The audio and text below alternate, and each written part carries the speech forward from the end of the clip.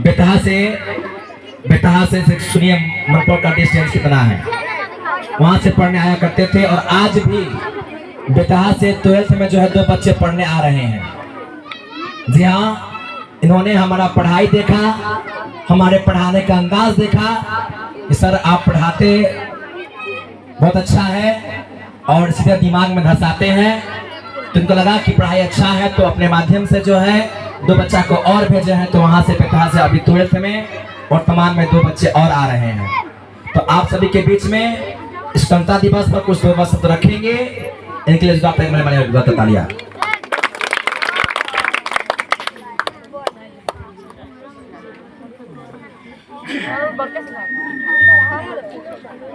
Most respectable teachers, guests, guardians, and school friends, on this celebration of 15 August, I feel delighted to have this chance as to speak my ideas on Samaj Seva social service.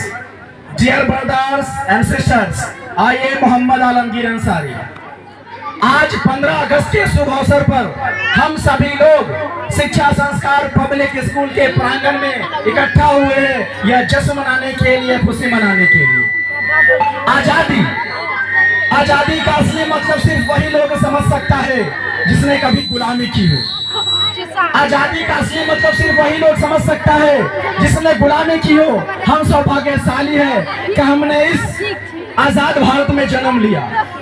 प्राचीन, मध्यकालीन और वर्तमान भारत के उदाहरणों से मैं स्पष्ट करना चाहूंगा कि जब हम फिरंगियों के फेरे में फंस गए थे तो रंग दे बसंती चोला के एक आवाज पर टोले के टोले उमड़ आते थे और उनके एक नारा वंदे मातरम के नारों से खून में 5-5 डिग्री का तूफान अंग्रेजी शासकों के जड़ों में तूफान ला देता था।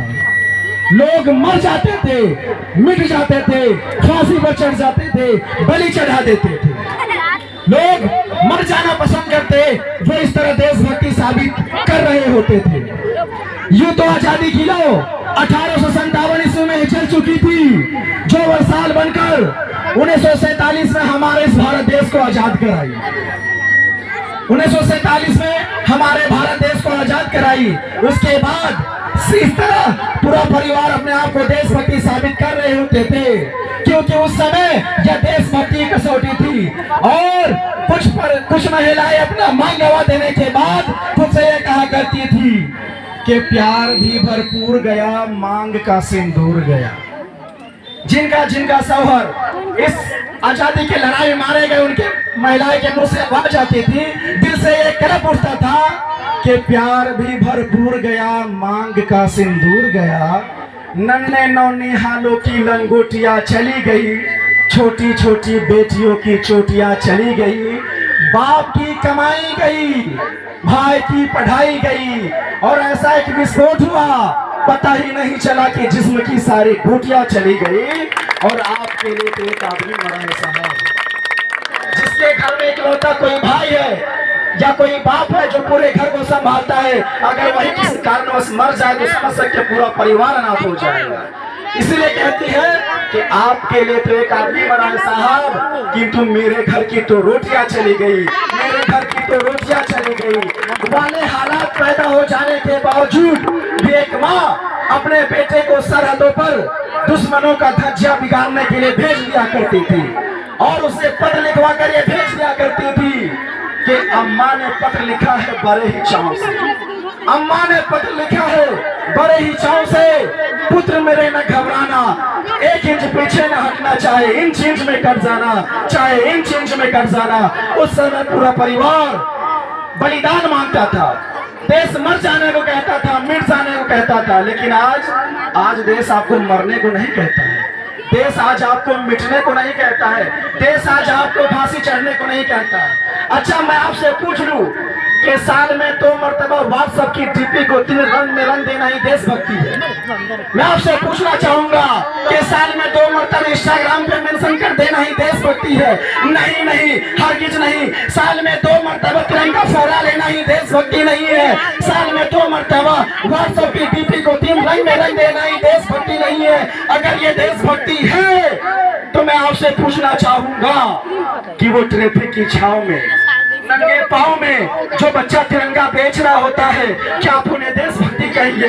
नहीं नहीं, हम उन्हें देशभक्ति नहीं कहेंगे। उन्हें तो बस अपने पेट की भूख की आग की शक्ति को मिटाना है, जो उसे ऐसा करने पे मजबूर कर रही है। इसीलिए तो बच्चा कहता है कि न मंदिर को जानते हैं न मस्जिद को जानते हैं, न मंदिर को जानते हैं न मस्जिद को जानते हैं, न किसी निवाले को जानते हैं, और जो इस पेट की भूख की आग की शक्ति को मिटा दे सिर्फ और सिर्फ उसी भोजनालय को जानते हैं। और आज का दिन केवल झंडा फहराने, लड्डू बांटने, जिलेबी बांटने का दिन नहीं है। आज का दिन सिर्फ और सिर्फ व्हाट्सएप पे स्टेटस लगाने का दिन नहीं है, बल्कि आज का दिन हमें यह याद करने का दिन है, यह कहानी याद करने का दिन है, यह कहानी सुनने का दिन है कि आज इस स्वतंत्र भारत में हम लोग रह रहे हैं। इसके बलिदान के लिए महात्मा गांधी, सुभाष चंद्र बोस, 23 साल के युवा वीर भगत सिंह, राजगुरु सुखदेव ने अपनी जान गंवा दी, वतन के नाम अपना जान कर दिया।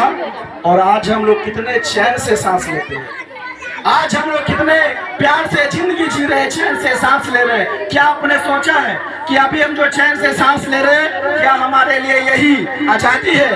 और मैं आपसे पूछना चाहूंगा कि हम अंग्रेज से 80 साल पहले आजाद हो गए, अंग्रेज से हम 80 साल पहले आजाद हो गए, क्या यही हमारे लिए पर्याप्त है? नहीं नहीं, अभी हम और गुलाम हैं।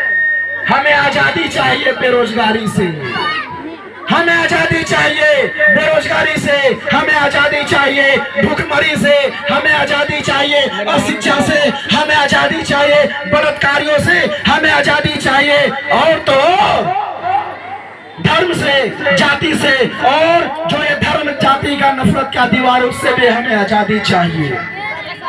इसलिए तो कहते हैं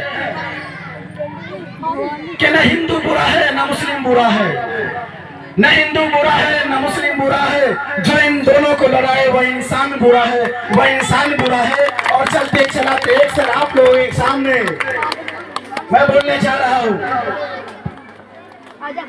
कि प्रवीण सर के पढ़ाने का अंदाज समझो बार बार, समझ में आ रहा है ना? प्रवीण सर जो हमारे प्रिय गुरु प्यारे प्रिय शिक्षक, मोटिवेशनल स्पीकर भी है, सब कभी जरूरत पड़ता हम सर को याद करते, सर मोटिवेट करते, पढ़ने में दिल लग जाता है। बस लास्ट है कि प्रवीण सर के पढ़ाने का अंदाज समझो बार बार, तभी तो बोर्ड एग्जाम में नंबर आएगा 400, बोले 400। प्रवीण सर के पढ़ाने का अंदाज समझो बार बार, तभी बोर्ड एग्जाम में नंबर आएगा 400 पार।